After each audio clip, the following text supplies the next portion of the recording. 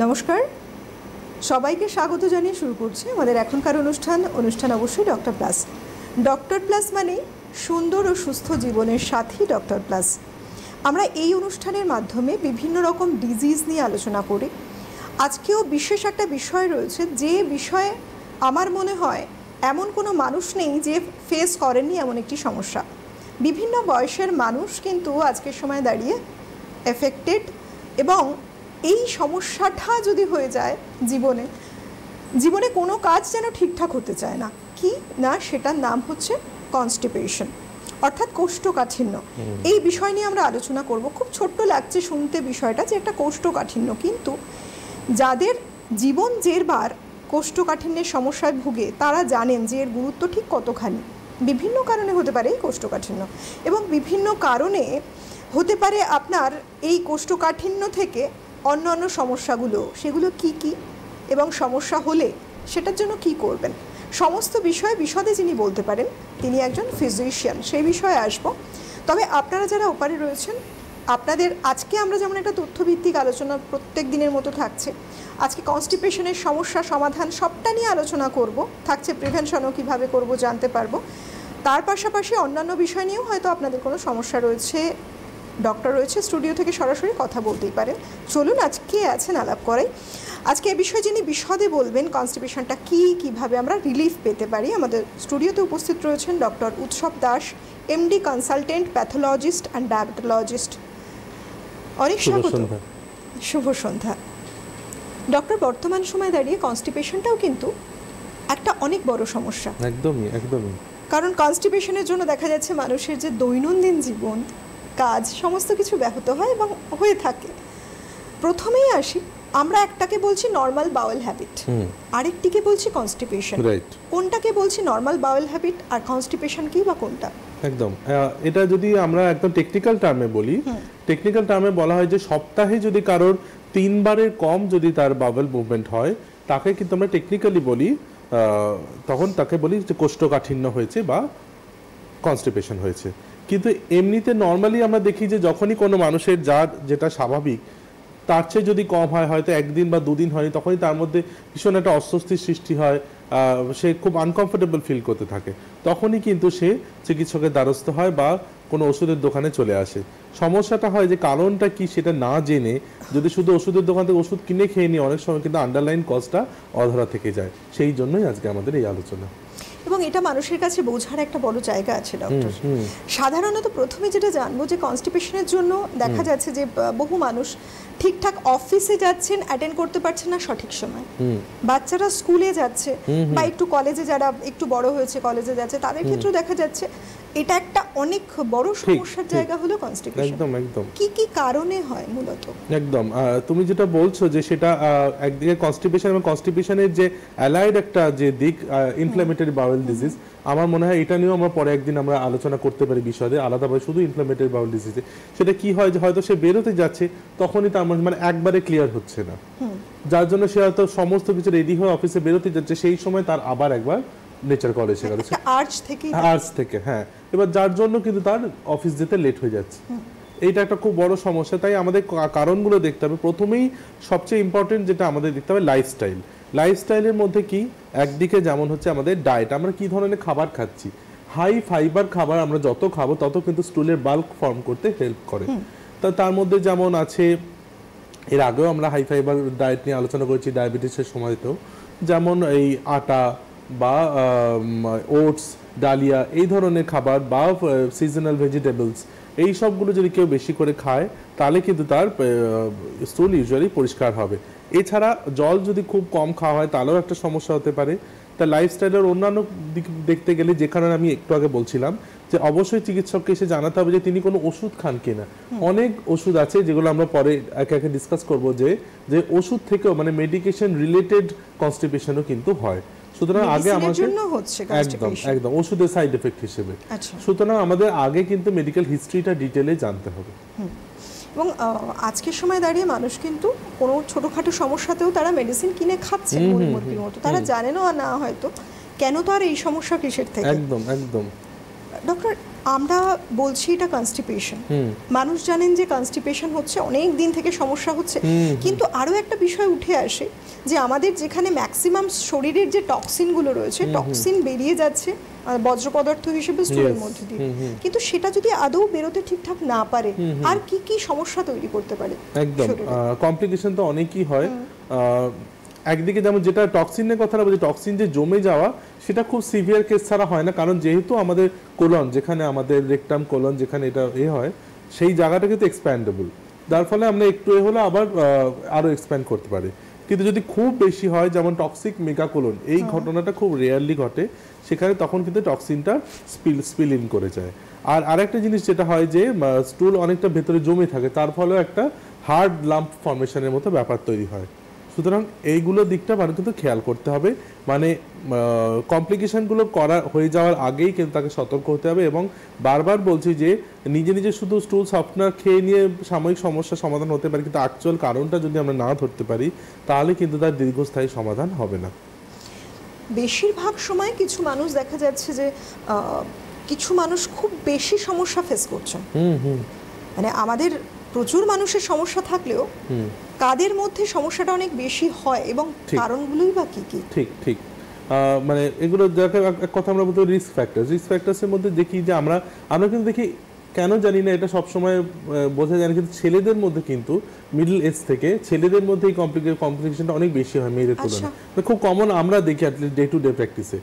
বিশেষ করে যেটা আমাদের টেক্সট বইতেও বলছে যে 65 বছর বা তারপরে যেহেতু সেডেন্টারি লাইফস্টাইলটা বেড়ে যায়, যেহেতু তার মেটাবলিজমের রেটটা অনেক স্লো হয়ে যায়, এই কারণে হয়তো তাদের এই জিনিসটা বেশি দেয়। সুতরাং 65 মেল এটা একটা কিন্তু হাই একটা রিস্ক গ্রুপ। ফিমেলদেরও হয় না আমি বলছি না, কিন্তু মেলদের একটু বেশি হয়। আর একটা যেমন হচ্ছে কোনো হরমোনাল চেঞ্জেস হলে, যেমন প্রেগনেন্সির সময়, প্রেগনেন্সি বা তার আশেপাশের সময় কিন্তু অনেকেরই কনস্টিপেশন দেখা যায়। আর একটা কারণ হতে পারে এই যেটা বলছিলাম যে তাদের ডায়েটারি হ্যাবিটস যদি ঠিকঠাক না থাকে, বা যদি কোলনে কোনো ডিজিজ থাকে, কোলন ক্যান্সার হলে, এই ধরনের কোনো সমস্যা হলে কিন্তু হতে পারে। কিন্তু আপনাদের জন্য, যারা আপনারা ওপারে আছেন তাদের জন্য বলি, আপনাদের নানা রকম এরকম কমপ্লিকেশনস থাকতে পারে। বিষয় আজকে কনস্টিপেশন নিয়ে কথা বলছি, কিন্তু অন্যান্য সমস্যাও হয়তো রয়েছে। আপনারা চাইছেন আপনাদের সমস্যাগুলো ডিসকাস করতে, এবং আপনি জানতে চাইছেন যে কেন আপনার সমস্যাটা হচ্ছে, অবশ্যই ফোন করতে পারেন। দেখুন সরাসরি কথা বলার নাম্বার টিভি স্ক্রিনে রয়েছে, সেই নাম্বারে ফোন করে সরাসরি কথা বলতে পারেন ডক্টরের কাছে। ডক্টর রয়েছে স্টুডিও থেকে সরাসরি, যিনি প্যাথোলজিস্ট এবং ডায়াবেটোলজিস্ট, সুতরাং বিভিন্ন সমস্যার সমাধান দিতে পারেন, আপনাদের উত্তরগুলো আপনারা পেতে পারেন, যা প্রশ্ন চলছে মনের মধ্যে। একদম, মানে আমরা এই কারণে কমন টপিকগুলো বেশি রাখার চেষ্টা করি, যেগুলো ডে টু ডে মানুষের বেশি, এর যেমন acidity, gastritis, fever, seasonal cold flu, আজকে যেমন কনস্টিপেশন, খুব কমন যেগুলো মানুষ সমস্যায় ভোগে সেগুলোকে আমরা আলোচনায় বেশি রাখার চেষ্টা করি আমরা আমাদের আলোচনায়, যাতে অনেক বেশি সংখ্যক মানুষ উপকৃত হয়। এটা কিন্তু খুব আমার মনে হয় দরকার, একদম, কারণ বেশ কিছু কমন বিষয় আমরা জানি এবং সেগুলো কি হয় ওভারলুক করে যায় মানুষ, এবং ছোটখাটো জিনিস ওভারলুক করতে করতে দেখা যায় একটা সিভিয়ার খারাপ কিছু হয়ে গেল, কন্ডিশনটা অনেকটা মানুষটার শারীরিক কন্ডিশন ডিটোরিয়েট করে গেল। এবং কমন ফিচার, এটা একটা কমন ফিচার, এটা দেখাই যায়। ডক্টর, এবার আসি, সমস্যাটা তখন ক্রিয়েট হয়, অনেক মানুষ না বুঝে হয়তো অনেক সাজেশন দিয়ে থাকে। অনেকে বলেন দেখ তুই জল কম খাচ্ছিস, তার জন্য একটা কনস্টিপেশন হচ্ছে। এটা কি আদৌ হয় কখনো? জল, শুধুমাত্র জল কম খেলে কি করে কনস্টিপেশন হবে? এটা কি ঠিক? জল কম খেলে হয়তো তার বাল্ক ফর্মেশনে অসুবিধা হতে পারে, এটা একটা কন্ট্রিবিউটরি ফ্যাক্টর হতে পারে, কিন্তু তার আরো অন্যান্য কারণও থাকার সম্ভাবনা বেশি। এবং সেগুলো না জানলে, বিশেষ করে আমি বারবার বলছি মেডিকেশন হিস্ট্রি, মেডিকেশনের কথাটা একটু বলি। যেমন খুব কমন কিছু ওষুধ, যেমন অ্যান্টিহিস্টামিনিক মানে অ্যালার্জির জন্য আমরা যে ওষুধ খাই, বা অ্যান্টি এমেটিক বা অনডেমনডানসেট্রন যেটা আমরা খাই, বা খুব কমন প্রেশারের ওষুধ, beta blocker, calcium channel blocker, এই ধরনের ওষুধ, এইসব ক্ষেত্রে কিন্তু এইসব ওষুধ, অ্যান্টিডিপ্রেসেন্ট, অনেক কমন অ্যান্টিডিপ্রেসেন্টস, এইসব ওষুধ থেকে কিন্তু আমাদের সমস্যা হয় এই কনস্টিপেশনে। কিন্তু আমরা সেটা অ্যাড্রেস না করে, যেহেতু আমরা জানি না যে ওর থেকে হয়, আমরা শুধু ভাবছি যে জল খেলে হয়ে যায়, আমি জল বাড়িয়ে যাচ্ছি, কিন্তু আমার সমস্যা কিন্তু সমাধান হচ্ছে না, কারণ আমরা আসল কারণে গিয়ে পৌঁছতে পারিনি। একদম, মানে কারণটা যদি না জানা যায় তাহলে সমাধান, এই জন্যই ওষুধের দোকানে শুধু গেলে হবে না, চিকিৎসকের কাছেই যেতে হবে। ঠিক তাই, কারণ সঠিক ডায়াগনোসিসটা ভীষণ প্রয়োজন, যেটা একজন ডক্টরই করতে পারে। একদম।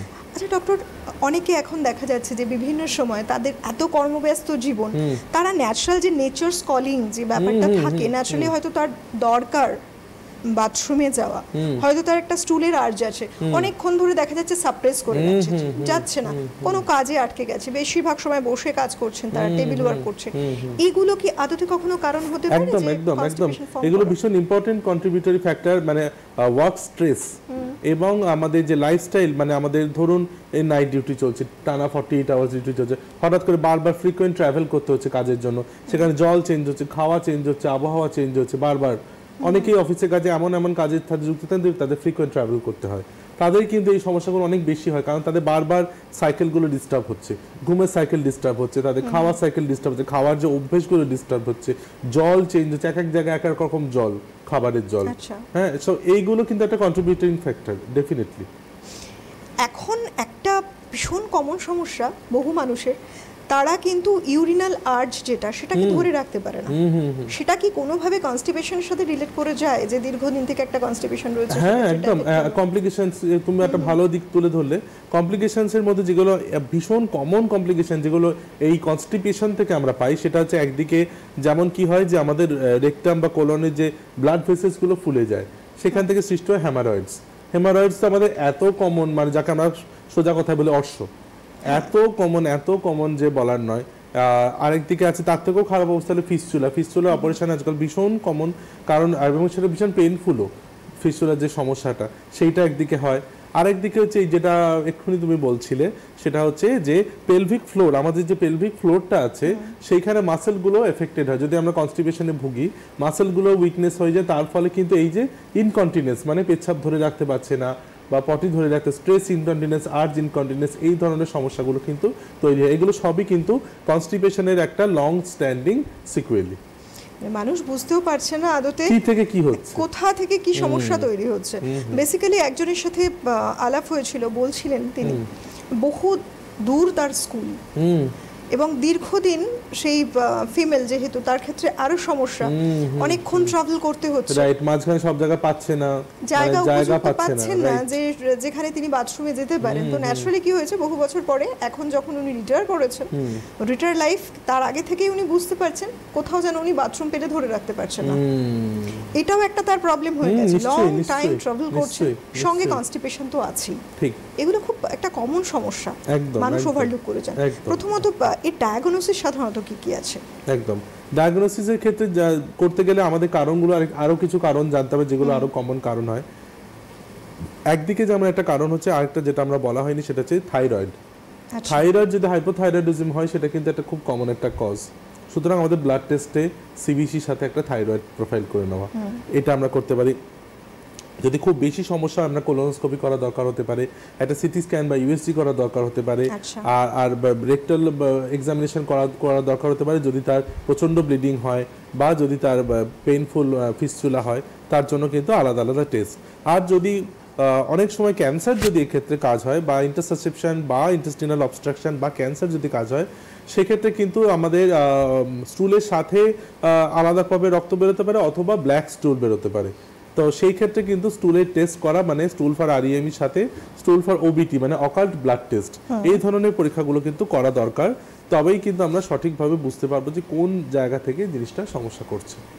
অনেকগুলো জিনিস আমরা শুনলাম যে কি কি কমপ্লিকেশনস হতে পারে, মানে কি কি জটিলতা হতে পারে। কনস্টিপেশন দীর্ঘদিন রয়েছে একটি মানুষের, এবং তারপর সেই কনস্টিপেশনটাকে কন্টিনিউ করতে করতে শরীরে অন্যান্য অর্গান কি ড্যামেজ হতে পারে? একদম একদম, ওই সেগুলোই বলছিলাম, যেরকম এই যে কোলনে যে ব্লাড ভেসেল ফুলে গিয়ে হেমারয়েডস হয়, এটা এক ধরনের অর্গান ড্যামেজ। আর একটা অর্গান ড্যামেজ যেমন আমরা বলতে, পেলভিক ফ্লোর মাসেলটা ড্যামেজ হয়ে যাচ্ছে, যার ফলে ইউরিনারি ইনকন্টিনেন্স হচ্ছে। তারপরে ইনফেকশন হতে পারে, এই যে স্টুলটা পাস হচ্ছে না, জমছে ডাইভার্টিকুলাইটিস হতে পারে, টক্সিক মেগাকোলন হতে পারে, এই ধরনের ইনফেক্টিভ সমস্যাও দেখা দিতে পারে। কখনো সার্জিক্যাল দিকে গড়ায় এই কনস্টিপেশনের কেসগুলো? হ্যাঁ একদম, যখন কমপ্লিকেশনে পড়ছে, যখন খুব সিভিয়ার হেমারয়েডস হচ্ছে, যখন তার ফিস্চুলা তো অপারেশন ভীষণ কমন, এবং আমাদের প্যাথোলজিতেও আমরা যে স্পেসিমেন হিসেবে কিন্তু আমরা ফিস্চুলার ট্র্যাক্ট খুব কমনলি আজকাল পাই। সুতরাং মানে ডাইরেক্ট কনস্টিপেশনের জন্য যত না অপারেশন হচ্ছে, কনস্টিপেশনের যে সিকুয়েলি বা কমপ্লিকেশন, তার জন্য কিন্তু অনেক বেশি অপারেশন দরকার হচ্ছে। আসলে দেখতে গেলে দেখতে হবে যে কনস্টিপেশন থেকেই তার শুরুটা হয়েছিল, একদম বহুদিন লং কন্টিনিউড একটা প্রসেস চলেছে, একদম। অন্য দিক থেকে একদম। বুঝতে পারছেন একদম। সেটা। আর আরেকটু আগে যদি করার দরকার হতে পারে, সেটা তখন হতে পারে যদি কোনো পেশেন্ট নিউরোলজিক্যাল কন্ডিশনের জন্য তার কনস্টিপেশন হচ্ছে, অর্থাৎ কোনো স্ট্রোক পেশেন্ট, স্ট্রোক হলে যা হচ্ছে, যা তার নার্ভগুলো উইকনেস হচ্ছে, তার এই যে এটা তো একটা নিউরাল প্রসেস, এই যে আমাদের জিআই ট্র্যাক দিয়ে যে পুরো জিনিসটা আচ্ছা পাস ডক্টর, একটা করছে। ফোন রয়েছে। হ্যাঁ শিওর। নমস্কার, কে রয়েছেন? হ্যালো, হ্যাঁ শুনতে পাচ্ছেন? কে বলছেন? আমি মমতা গায়েন বলছি, সুন্দরবন থেকে। সুন্দরবন থেকে, কি সমস্যা বলুন? সমস্যা প্রচন্ড হারে গ্যাস হয়, আর আচ্ছা। পায়খানাটা ক্লিয়ার হয় না। ক্লিয়ার হয় না, আচ্ছা আচ্ছা। বয়স কত? হ্যাঁ, আর বয়স? থাইরয়েড আছে। থাইরয়েড আছে, আচ্ছা আচ্ছা। আর আপনি রাত্রিরে কি খাওয়া দাওয়া করেন একটু বলুন তো, খাওয়া দাওয়া কি করেন? খাওয়া দাওয়া তো ভাত খাই আমি, তো কিছু। ভাত খান? হ্যাঁ আচ্ছা আচ্ছা, ঠিক আছে, আমি বলছি, আপনি শুনতে থাকুন। সঙ্গে থাকুন, আপনি শুনতে থাকুন। দেখুন, শুরুতেই কিন্তু উনি একটা ক্লু দিয়ে দিলেন যে থাইরয়েডের থাইরয়েড সমস্যা আছে। রয়েছে। একটু আগেই আমরা বলছিলাম, তাই আমি যদি খুব ভুল না হয়, ওনার হাইপোথাইরয়েডিজমের সমস্যা আছে। সেক্ষেত্রে আমি বলবো থাইরয়েডের যে ওষুধটা আপনি খান, সেটা ঠিকঠাক ডোজে খাওয়া হচ্ছে কিনা দেখে নিন। একবার থাইরয়েডের রিপোর্টটা নতুন করে করি, এই মুহূর্তে থাইরয়েডের লেভেলটা কত আছে এটা দেখে নিন, তাহলে বোঝা যাবে যে আপনার ওষুধের যে থাইরয়েডের যে ওষুধ সেটা ঠিকঠাক খাচ্ছেন কিনা, সেটা ডোজটার পরিবর্তন করার দরকার আছে কিনা। এটা গেল একটা দিক। আরেকটা দিক, যেহেতু আপনি বললেন কনস্টিপেশনের সাথে গ্যাসের সমস্যাও আছে, তার মানে আপনার ডায়েটে কোথাও একটা সমস্যা আছে। শুধু ভাত তো আপনি নিশ্চয় খাচ্ছেন, ভাতের সাথে অন্য জিনিসও খাচ্ছেন। এবার রুটি আপনার যদি সহ্য হয় তো ভালো, যদি সহ্য না হয় তাহলে খাবেন না, কিছু বলার নেই। কিন্তু আপনি ডালিয়া জাতীয় খাবার, এবার ওই রকম জায়গাতে ওটস বা অত খুব বেশি প্রচলিত করে জানা, কিন্তু ডালিয়া তো খেতে পারে, বা মানে আটার জাতীয় খাবার, এই ধরনের জিনিস কিন্তু আপনি খেতে পারেন। তাহলে কিন্তু আর বেশি করে আপনি শাকসবজি খান, ভাতের পরিমাণটা কম খেয়ে তার জায়গায় সবজির পরিমাণটা একটু বাড়িয়ে দিন, দেখবেন আপনার স্টুল পাস করতে অনেক বেশি সুবিধা হবে। খুব বেশি যদি দরকার হয় তখন কিন্তু ইসবগুল খেতে হতে পারে। একদম। আরো একজন রয়েছেন বন্ধু। নমস্কার, কে বলছেন? হ্যালো। হ্যালো, আমি স্বপন সাহা বলছি। কোথা থেকে? আমি হারোয়া উত্তর চব্বিশ পরগনা থেকে বলছি। বলুন, কি সমস্যা? হ্যালো। হ্যাঁ বলুন। কি প্রশ্ন আপনার, বলুন। আমার বয়স 75। আমার যত রকম পায়খানা পরিষ্কার হওয়ার জন্য ওষুধ আছে, সব রকম খাই, ফ্যাগ্রেটিক সব খাই, কিন্তু কোনোটাই কিছু কাজ হয় না। কি কি খান? কি কি? একমাত্র গাছ পাকা বেল খেলে কাজ হয়।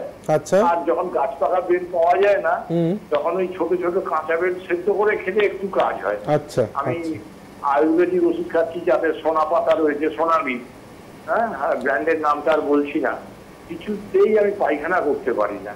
আচ্ছা, আপনি কি ল্যাক্সেটিভ সিরাপ বা এইসবগুলো খেয়ে দেখেছেন? হ্যাঁ, ল্যাক্সেটিভ সিরাপ হয় না, সিরাপ খেয়ে দেখেছেন? নাম করেই বলছি, দুফালা এক বা কবজহার, এই ধরনের ওষুধ প্রচুর পরিমাণে খেয়েছি। আচ্ছা আচ্ছা আচ্ছা, কিছু হয় না। আচ্ছা। আমি এখন বাধ্য হয়ে সহ্য করতে পারছি না বলে নেক্সপ্রো 20 খেয়ে যাচ্ছি খালি পেটে একটা করে। আচ্ছা। গোটা 16-18 খাওয়া হয়ে গেছে। আচ্ছা। আর আপনি? আমি একটু এর ওষুধ খাই, ওই অ্যাটোভ্যাস্টাডাইন আর ইকোস্প্রিন। আমার প্রেসারের ওষুধ খান? ব্লাড থিনার যেটা, ওটা খাই। আর প্রস্টেটের জন্য ইউনিভ্যাক্স ডি খাই রেগুলার, এগুলো রেগুলার খাই। ঠিক আছে। আর আমার এই সমস্যাটা বহু দিনের, আমি কিছুতেই পেট পরিষ্কার করতে পারি। আপনি জল যথেষ্ট পরিমাণে খান? জল কম খান না? জল 2 লিটার, 2.25 লিটার এরকম পরিমাণে খাই। আচ্ছা। আর রাত্রিবেলা কি খাবার খান? রাত্রিবেলা বেশিরভাগ দিন রুটি খাই।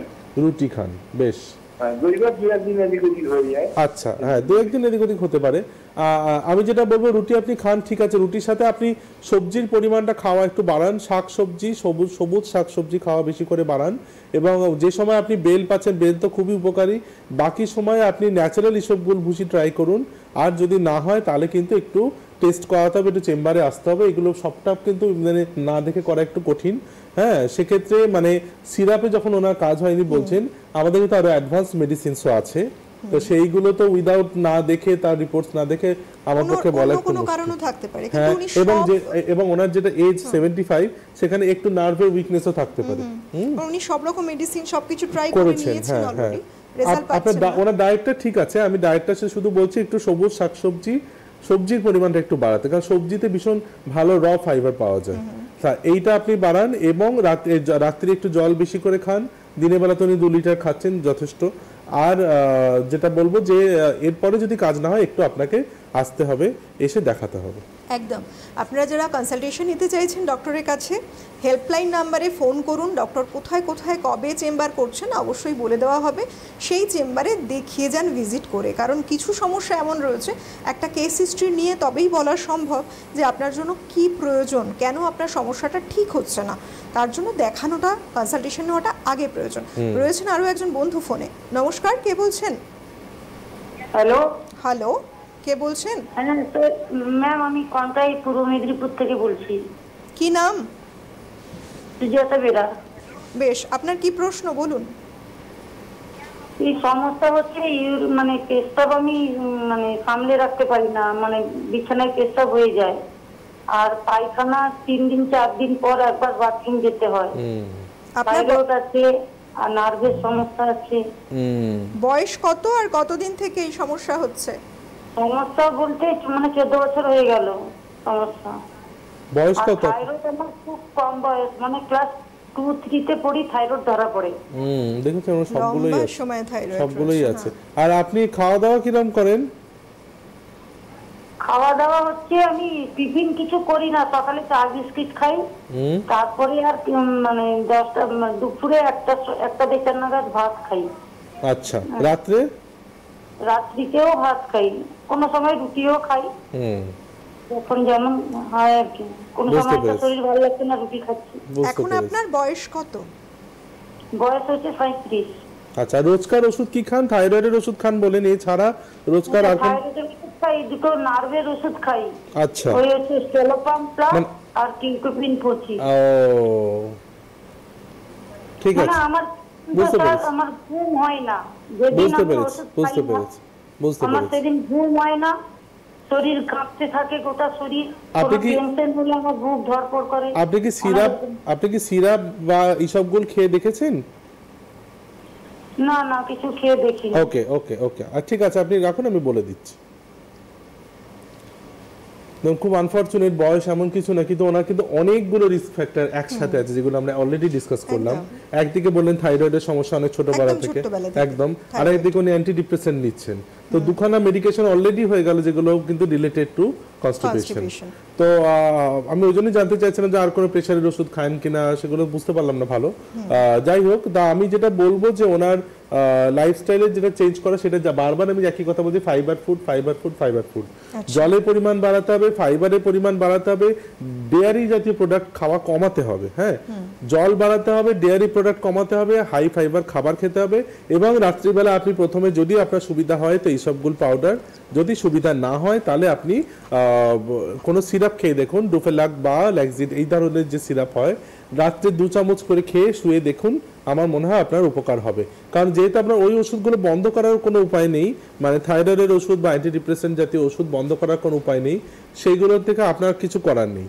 কিন্তু আপনি এই ধরনের যে ডায়েটারি চেঞ্জ এবং একটু সামান্য মডারেট এক্সারসাইজ যদি করতে পারেন, একদিকে এটাও কিন্তু একটা ইম্পর্টেন্ট পয়েন্ট, যেটা মনে করেন মডারেট ফিজিক্যাল এক্সারসাইজও কিন্তু হেল্প করে।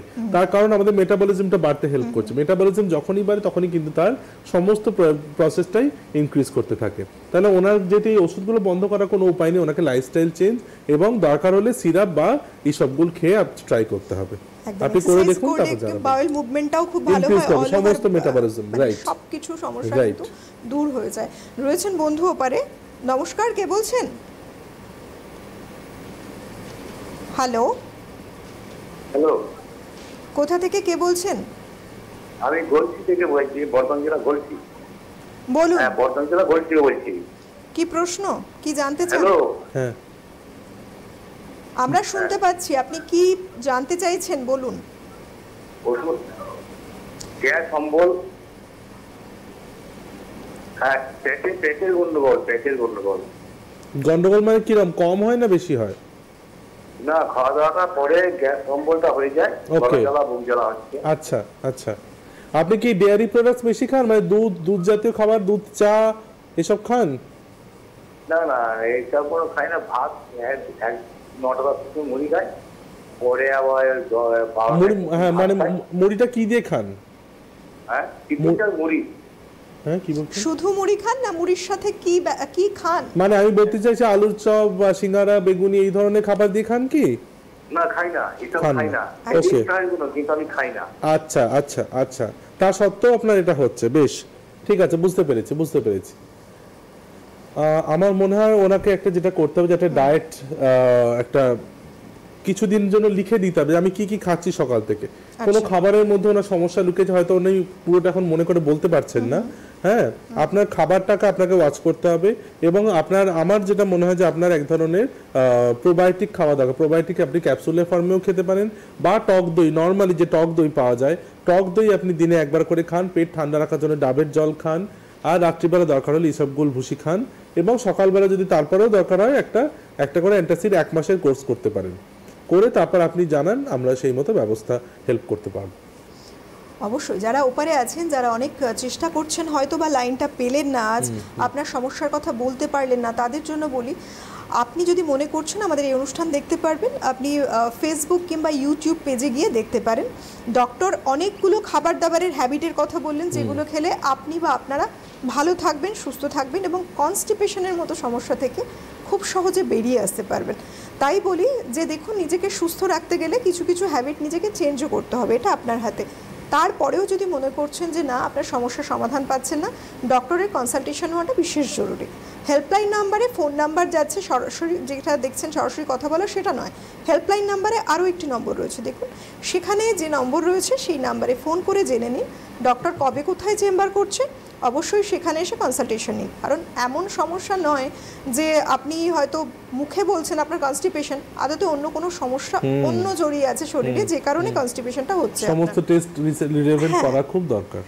এই ক্ষেত্রে অনেক কিছু টেস্ট করা হতে পারে আপনার, সেটা একজন ডক্টরই বলে দেবেন, সে কারণে আপনার কিন্তু অবশ্যই কনসালটেশন নেওয়াটা বেশি জরুরি। ডক্টর, সাধারণত কি কি টেস্ট করানো হয়ে থাকে এই ক্ষেত্রে? হ্যাঁ, তখন যেটা আমরা ডিসকাস করতে এই ফোন এসে গেল, সেটা হচ্ছে একদিকে যে আমরা ব্লাড টেস্টে দেখি অনেক সময় সিবিসি, যে থাইরয়েডের ব্যাপারটা, অনেকেরই কিন্তু থাইরয়েড ওনাদের যেমন আগে থেকেই ধরা পড়ছে, অনেকের থাইরয়েড ধরা পড়ে এরকম একটা কমপ্লিকেশন থেকে এরকমও দেখা গেছে। এই যে কনস্টিপেশনের সমস্যা নেই, কিন্তু ব্লাড টেস্ট করে দেখা গেলো থাইরয়েডের সমস্যা, এরকম হতে পারে।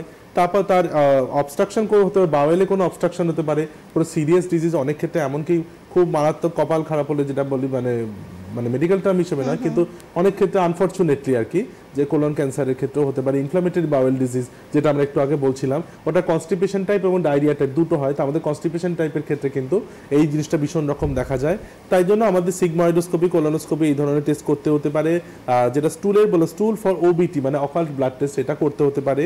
আরও কিছু ব্লাড টেস্ট দরকার হলে কিছু ফটো করা মানে ইউএসজি বা সিটি স্ক্যান করতে হবে। একদম ডক্টরই ঠিক করবেন আপনার কোনটা লাগবে, আপনার জন্য কোনটা প্রয়োজন। তাই অবশ্যই ডক্টরকে কনসালটেশন করান, আপনাদের ফুড হ্যাবিট চেঞ্জ করুন, লাইফস্টাইলটাও চেঞ্জ করুন। খুব ভালো থাকুন প্রত্যেকে। আজকের মতো সময় হাতে নেই। অনেক ধন্যবাদ ডক্টর আপনাকে, ধন্যবাদ আপনাদের সবাইকে, নমস্কার। চুল বা ত্বকের সমস্যায় ভুগছেন? চিন্তা কিসের, এখন ডক্টর প্লাসে পেয়ে যান উন্নত মানের চিকিৎসা। একই ছাদের তলায় আপনি পাচ্ছেন anti-aging treatments, laser therapy, unwanted hair reduction, chemical peels, hair fall solutions, skin polishing and brightening, pigmentation correction, skin tightening, tattoo removal, acne scar removal, warts and skin tag removal ও আরও অনেক সুবিধা। বিশদ জানতে কল করুন অথবা আজই আসুন doctor প্লাসে।